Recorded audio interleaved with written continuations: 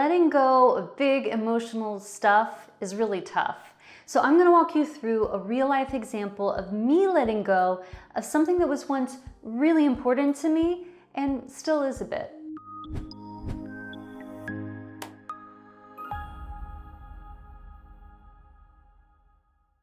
I'm Dara. I help people live a more minimalist lifestyle so they can focus on what matters most without getting overwhelmed along the way. If you'd like to learn more about how to live a simpler life, stay tuned for more videos like this one.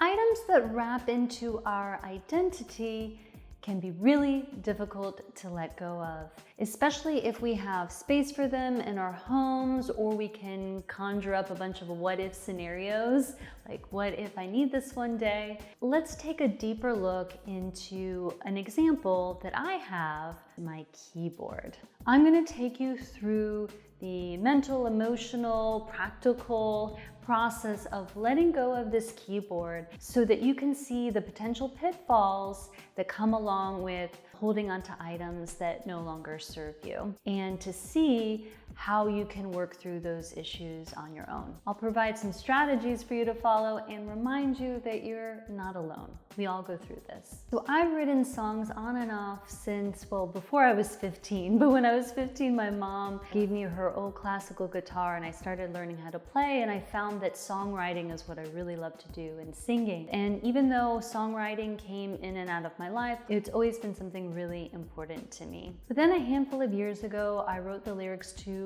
really a whole album, a dozen songs. And I realized that guitar accompaniment, that sort of acoustic folky or rock sound, wasn't really what I was looking for. I wanted it to sound more electronic. So I bought a cheap synthesizer. It was used, really old. And I soon realized that, oh, this would be really great for this new sound. I'm developing to have an actual keyboard and learn how to play piano. A lesson alert here.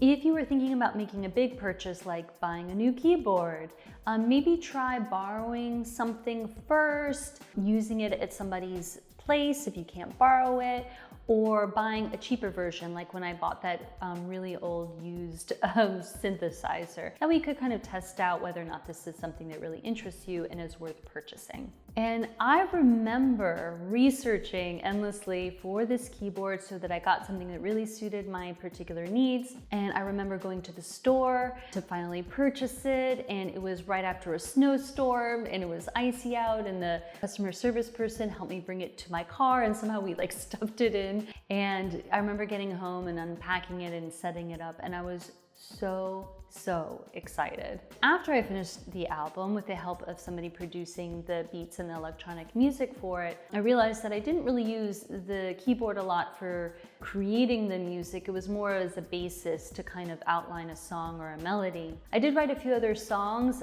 on the keyboard, and that was definitely fun, and it was a great experience. All of my memories associated with this keyboard are so incredibly positive.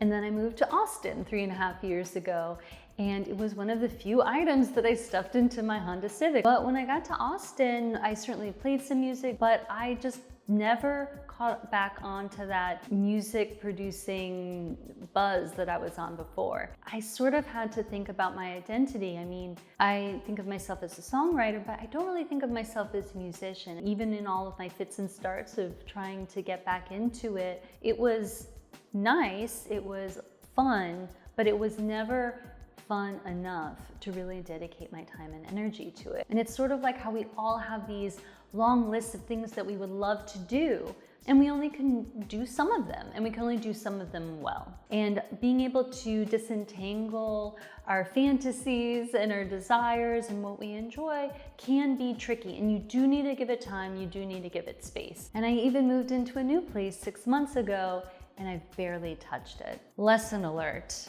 Deep reflection is of the utmost importance when it comes to minimalism, because you can look at the surface of things and try to be practical or just sort of sweep them under the rug, but really looking deeply into the why behind the why behind the why will get you to the simplest, most peaceful life and most true to you life that you can have. So after my deep reflection, I realized I just didn't want to learn it enough. I didn't want to play it enough to have this as part of my home. It's a very positive memory, but it's a weight of not continuing on in learning and growing my skills with the keyboard, and that's not serving me. That's not helpful to me. In fact, it's become almost a distraction because it's weaved into my whole creative process, and I'd have more room just mentally, emotionally, if I didn't have this as that kind of distraction. And I realized too something new, which is that maybe what I really need is one of those MIDI keyboards. They're basically like really small, compact. They have different ways of creating beats. It's a nice supplemental device that would help me with the songwriting needs that I actually have, while not creating a scenario where I have an entire keyboard that I'm just not playing. Another lesson alert. I'm not gonna run out and buy a MIDI keyboard yet. I'm gonna wait until I'm really in that process, but at least I know that I have that as an option. Another lesson alert. This is my stuff eulogy. I'm telling you all this. I'm telling you about the good times that I had. I'm telling you about my frustrations. I'm telling you about why I'm realizing I no longer need this, but I'm not doing it in a vacuum. I'm not doing it all by myself, all alone. I'm giving the full breadth of opportunity to talk through and experience this goodbye. And that's what a stuff eulogy is all about. Now I'm gonna look here and determine what belongs as part of this keyboard. There's a stand, there's a stool I'm sitting on, there is actually a pedal that comes with it. This is what gets really tricky for folks. Sometimes you have an item and the things that relate to the item are scattered elsewhere. I looked into the bin where I keep cords associated with computer items.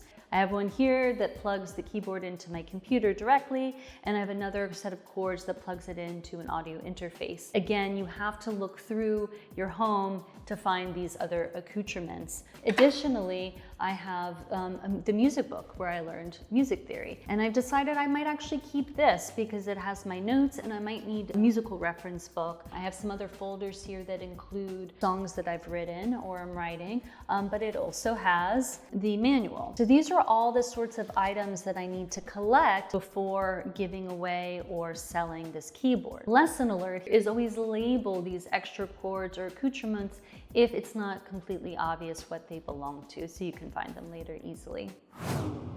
I've decided to say goodbye to this keyboard, but now I'm left with what to do with it. What I've determined is that this is only a handful of years old. It's in really good condition. Musical instruments always have some sort of resale value. So now it's about how I want to sell it, because I do want to recoup some of that cost. I am thinking that my best approach would be to sell on a Craigslist or Facebook Marketplace. I want someone to be able to pick it up because it's heavy, and I'll try to sell it with the different parts and pieces that go along with it. And if I can sell it together, I might break some of those pieces apart. My backup plan is to sell at a music store. Usually you can't get as much money when you do that, but that is an option. My next step is to take photos. I'll write up a description that includes any details about the type of keyboard. I'll also do some research on those sites I just mentioned and perhaps some other sites to determine what the going rate is for this keyboard. After I've posted everything, if I'm not getting a buyer right away, to continually reevaluate what I'm trying to sell it for, and then again, maybe going to a music shop that resells used equipment. I'm really excited to let go of this keyboard. That might sound strange because I'm going to miss it so much and there's a lot of emotion here. But what I have found is that when you go through the full process, all of the emotions, just figuring out how you really feel about something and making a practical decision nonetheless, that you start to feel more free and you realize that you've opened yourself up to other things.